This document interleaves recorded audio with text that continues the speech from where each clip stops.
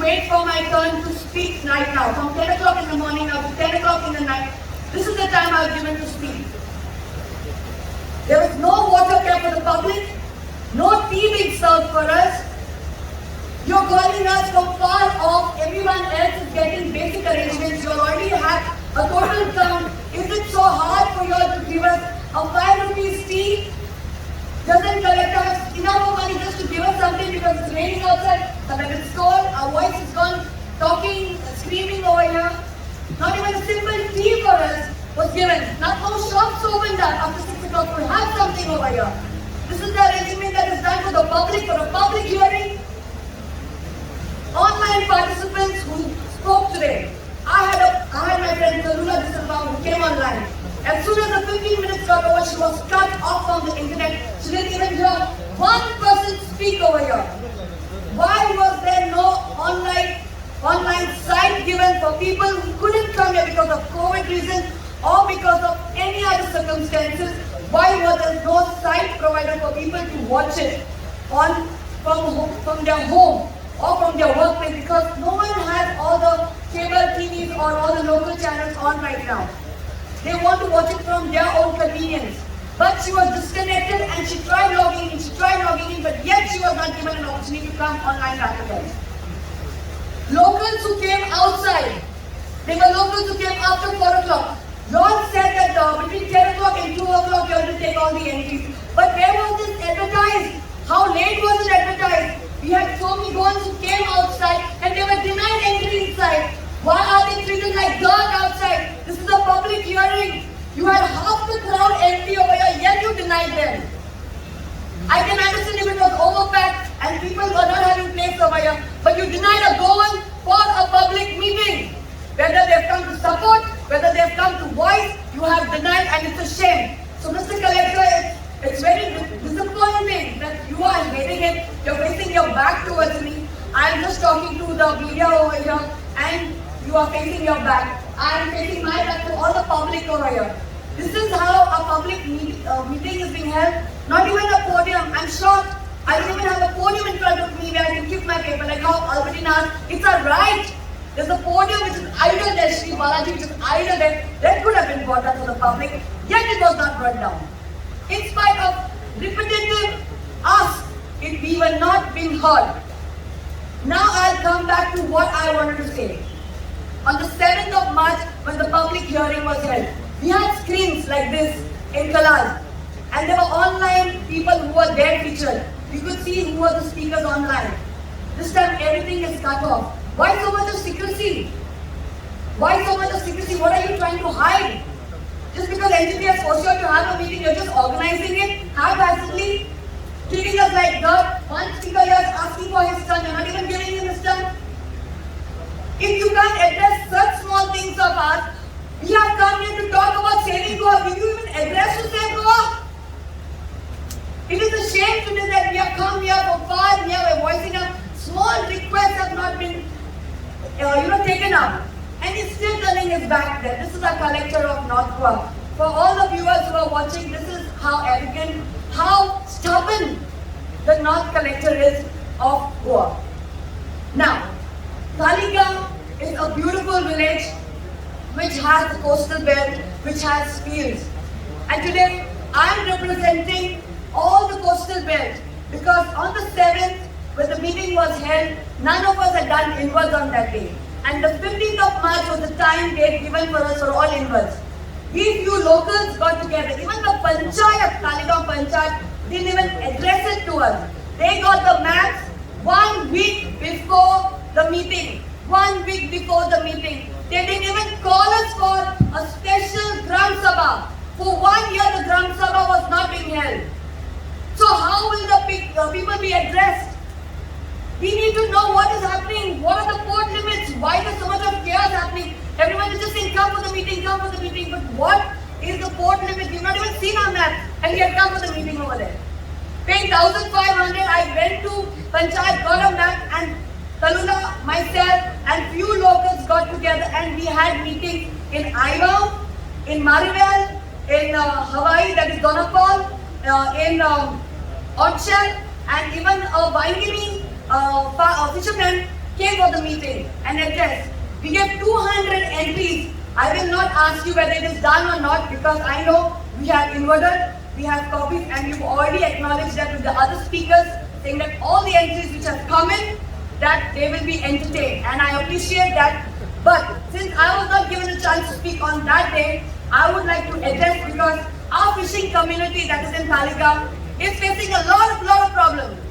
Many of them are coming from small backgrounds. Many of them are senior citizens. They do not have online apps. They do not have high gadget mobiles to know what is happening in Goa. No one is briefing them up. But it is our local bodies like Panchayat that is supposed to take this initiative. Taleigao consists of Panchayat as well as CZMP. Not even a corporator has come down. No invites were made. None of the elected representatives. I repeat to all the Taleigao who are listening in the coastal belt. No elected representatives like the Panch member, the Sarpanch or the corporators came down to the ground level and addressed it to the public. None. It was local people like us who got together. I do not know how the CZMP plans are. I don't know all these things in detail. But in this 2 months, how much I have studied with the help of architects, engineers, advocates who have come together, even Arvind who spoke over here. We all broke our brains because we love our Goa. We love our Taleigao. We love where we reside. And it hurts when elected representatives don't even bother to inform us in such important public meetings are there that we cannot even address and grieve and even tell what complaint should we make. Yesterday I met a 21-year-old boy who's a fisherman from Taleigao, from Hawaii Beach. 6 months back he started fishing. I am worried about him, whether tomorrow in the future, whether can he sustain the money that is invested in his fishing boat, will he able to do that? Because everyone's eyes are on Goa right now. Right from, Marina, which has been a biggest issue over there. Like, we don't know who's going to take. We are talking about Chennai people doing a whole job. Then we have NIO in our own very Taleigao, in our own very Goa, like so many of the other speakers who address. Why do we need to go outside Goa? Why are we spending money? How much commission, whoever's given this contract, how much commission are they getting for giving contracts outside when we have our own elected representatives, scientists in our own very Goa, in our own very Taleigao? Somebody else from far away is doing an assessment. Do they have a feel of Goa? Do they have a feel of our waters? Do they have a feel of our fishermen who are suffering over there day in and day out? Business is at their lowest level right now. Cyclone has just come forward and taken place over there. Who is there to help them out? And then we come here, we do representation of all this. In Chennai, the port is taken over by Adani. In Chennai, the port is taken by them, and there is cage fishing happening. When I say cage fishing happening, no locals is allowed to come inside and fish over there. What about our Taleigao fishermen? If this gets sanctioned, if the port's limit gets sanctioned, will our Taleigao cars ever get chance to take their boat out and go into the sea and say, this is my area to fish? You all have taken the port limits right up to the governor's house. What you all have to do with the governor's house right on top? I don't even have a map to even show you how the markings are shown right up port limits. Up the hill they have gone. What are you going to do with the port right up to the hill? Take that boat and park it on top at governor's house? There's a new house? Huh? It is a shame that today we have to come here, sit for 12 hours and public has to voice up, scream, shout and tell Baba, please save our Goa. As much as they are coming and telling, I've got 4 minutes of time, they are like on a TikTok kind of a time limit over to voice our concerns. Who's there to listen to us? One small request of putting the screen on not done. Do you think this will be done? Do I even have faith in this department that it will be done? Will Goa be safe or it will be sold to an outsider? Not only from Delhi but from anywhere. Adani has money, they are flying all over, they have plenty of money. They can be someone from Bangalore, from Karnataka, from Hyderabad, from Delhi, from anywhere who can come and buy a marina if this gets approved. In the plans, in the survey plans, in the whole map, survey plan numbers, house numbers are not mentioned. It is a shame that house numbers are not mentioned. The small houses and the small places where all the boats are kept, that is not mentioned. the chapels, the temples are not mentioned, which have been there for years. Now after 60 years, we're going to be celebrating 60 years of liberation, and ever since that Port Limit Act has been passed, and our two MPs who are there in the Rajya Sabha, they were sleeping.